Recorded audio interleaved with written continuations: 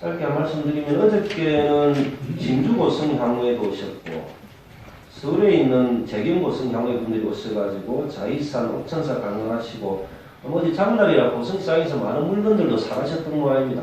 또 횟집에 가서 식사도 하셨던 것 같은데 그리고 연초에 저희들이 감사패를 드렸던 대전의 관광버스 사장님이 계신데 아마 이분은 매주 한 40분씩 관광객들을 모시고 와서 고성시장에 가서 식사도 하시고 물건도 사간다라고 합니다. 그래서 저는 이제 그걸 보면서 고성에 좀 체계적인 관광 상품을 만드는 것은 기본이지만 그 전에 좀 인위적으로 우리가 할 수 있는 것, 예를 들어 전국의 관광버스 사장님들이나 좀 챙겨볼 수 있는 분들 좀 챙겨서 지역에 좀 많이 올 수 있도록 하는 것 또한 필요하다, 중요하다 이런 생각도 좀 들었습니다. 4월 20일 날이 장애인의 날이었었는데 고성군에 장애인 등록된 분들이 4,680명이랍니다. 53,000명 인구 중에 8.8% 인구다라고 하는데 장애인 복지 정책에 대해서는 전반적인 점검 또한 필요한 부분은 맞는 것 같습니다. 저는 이제 담당과에서 좀 해야 할 일, 그날 가니까 대부분 저하고 간담회 많이 요구하시던데. 그죠? 그래서 담당과에서 해야 할 일, 그리고 제가 직접 방문해야 할 일, 이 좀 정리 좀 해주시면 고맙겠습니다. 알겠습니다. 예. 그리고 강원도 고성 산불 때문에 자원봉사 가셨던 분들, 성동 기타 가셨던 분들 좀 잘 챙겨봐 주시고. 그리고 이제 그분들과 자리를 한번 할 기회가 생기시면 우리 예산도 좀 많이 챙겨주시는 동의원들도 같이 좀 배석시켜 주시면 그분들 또한 힘이 좀 날 것 같다 이런 생각. 그리고 이건 제가 참 딜레마하고 고민이었었는데 전국의 시청이나 도청, 중앙부처는 어떤 사건 정책들을 갖고 뭘 하고 있는 건지 그리고 우리는 뭘 준비하면 예산을 많이 확보할 수 있는지 팀을 하나 꾸려보는 것도 나쁘진 않겠다 이래 싶습니다. 예를 들어 충남도청에는 올해 사업을 중점적으로 어떻게 하면서 중앙부처에 어떤 예산을 받아오는 건가, 경기도청은 어떻게 하고 있는 건가, 그렇죠? 이런 걸 좀 많이 좀 알고 있으면 좋겠는데 너무 이제 실과별로 바쁘다 보니까 이게 잘 준비가 안 되는 것 같아요. 특히 이제 미래산업과 같은 경우는 일이 너무 이렇게 집중되기 때문에 부하가 걸려가지고 다른 것을 챙겨보기가 쉽지 않은 부분들이 있습니다. 그래서 저는 중앙에 돌아가는 흐름이나 어떤 정책, 어떤 방향을 가지고 준비를 해 들어가야 우리가 많은 예산을 확보할 수 있는가에 대한 고민, 이거 팀을 꾸려보는 것도 좋지 않겠는가 이런 생각이 듭니다. 과장님 한 분 좀 팀장이 되시면서 밑에 있는 6급, 7급, 8급들이 좀 이렇게 팀원을 꾸려져 가지고 저는 몇 달씩 가는 것이 아니라 예를 들어 그냥 뭐 충북이나 전남도청 정도면 어느 쪽에 복지가 잘 돼 있으면 복지에 관련된 자료를 먼저 우리가 다 받고 그 팀들이 가서 현장 직접 한번 보고 오는 것도 나쁘진 않고 경제 부분이나 산업 부분이나 조성 부분이나 이런 고민들이 좀 필요하지 않겠나 싶습니다. 그리고 농협 금고 협력 사업에 대해서 문제 제기를 언론에서 했던데 너무 걱정 안 하셔도 될 것 같고 계약이 끝나는 대로 국민 여러분들에게 이 부분은 소상히 저희들이 알려드리도록 하겠습니다. 그리고 이용재 의원님이 그 5분 발언하셨던 목욕탕 굴뚝 안전진단 및 활용 방안 이것도 적절한 지적인 것 같은데 한번 이것도 한번 검토를 한번 해주시기 바랍니다. 그리고 앞전 언론에 청소년 수련관과 영화관이 순조롭게 진행된다라고 하는데 저는 항상 조금 더디 가더라도 준공 후에 민원이 좀 발생하잖아요. 그리고 기술적인 부분은 담당 시설정만 책임지지 마시고 이것도 전체적으로 논의도 하면 필요합니다. 시설인들이 모여서. 그리고 행정적인 부분은 좀 저에게도 직접 좀 말씀도 좀 해주시기 바라고. 아까 우리 정성우 과장 이야기했던 상강 MNT 부분 기름 유출 사고는 지역분들의 적극적인 대처로 정리가 잘 된 것 같습니다.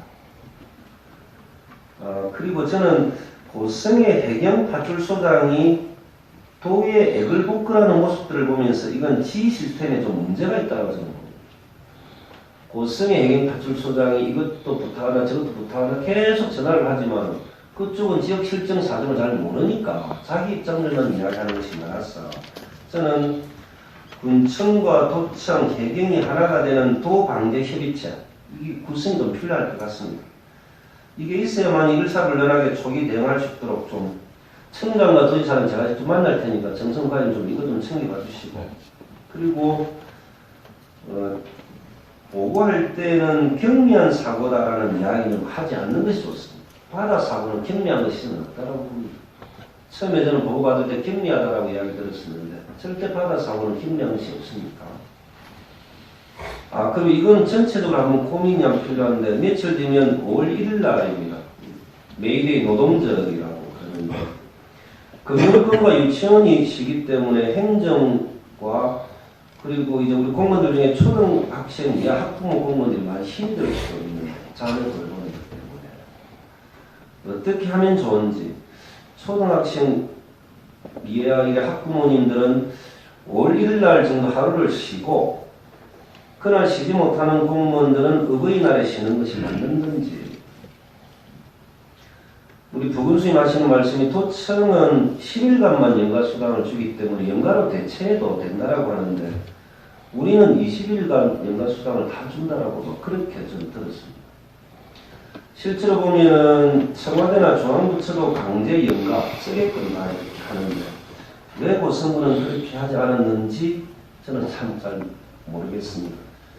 전체적으로 5월 1일 날 어떻게 하는 것이 맞는 것인지, 전국적으로 연가는 연가수당을 어떻게 사용하고 있는 것인지, 그리고 초등학생들과 유치원생 부모들, 공무원들 같은 경우 이날 많이 힘들 수도 있는데 어떻게 해야 될 것인지, 그럼 그날 쉬지 못하는 공무원들은 어버이날에 또 어떻게 해야 되는 것인지 한번 정리 한번 해주시죠.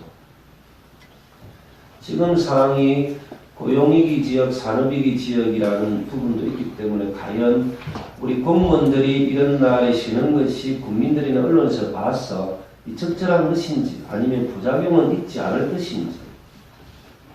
그래서 열악한 조건 속에서 예전에 공장에서 일했던 부분들에 대한 입장은 이해가 되지만 지금 상황에서 공무원들을 노동자로 인정하는 것이 맞는 것인지 맞지 않는 것인지 이러한 부분들이 많은 것 같습니다. 한번 고민은 좀 필요한 시점이라 생각하고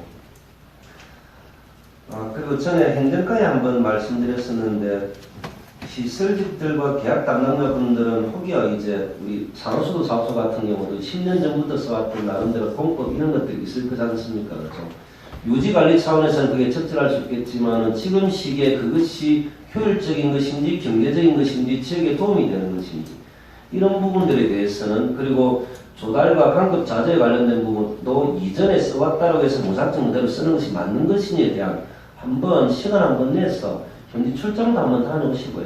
그래 더 좋은 게 있고 더 지역에 도움이 되는 게 있으면 한 번 정도의 입장을 바꿔보는 것도 나쁘지 않겠다 이런 생각들이 듭니다. 이전에 해왔다라고 해서 그것이 편하다고 해서 무조건 계속적으로 하는 것 또한 그렇게 올바른 방법은 아니다 이런 생각들이 들기 때문에 한번 전반적인 점검 또한 필요할 것 같다. 1차적으로는 좋은 제품을 쓰면서 지역에 도움이 될 수도 있고 그리고 효율적으로 관리하고 운영할 수 있는 방안이 있다면 그만큼 좋은 것은 없다라고 저는 아침에 좀 몇 말씀 드렸습니다.